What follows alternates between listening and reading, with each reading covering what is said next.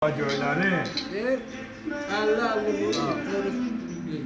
Öyle demirler. Abi ne sağlığı denen böyle.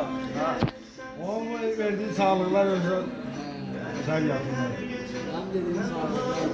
Hala ben dediğim sağlıktan sonra sağ kalan olmuyor. En gelsin sağlığın hatırı olsun. Neyim sağlığı? Kalsın Sağlık hemşe. dediğim adamların hamısı öyle. Değil mi sen sen diye. Yine.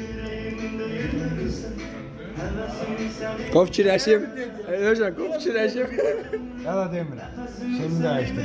Dostlar, Bu da özü de sizə bir dənə fleht deyim də, arzular inci-inci, hansını deyim bizi. Hamımıza qismət olsun, həmişə belə mehriban olmaq sevinci. Buyurun getsin. Şahtan araya geçti. Yaxşı neyse ben niyesiydim dedim. Hamza xeyirlərdə. İnşallah. Həmişə xeyir işlərdə. Senin için mesela bir sene evvel böyle. Ayaktan iş kutarla toplantı. Batı var yedim. Öz okudum. Sağlığı deyən kimi kadra üçün də. Murat, oğlum.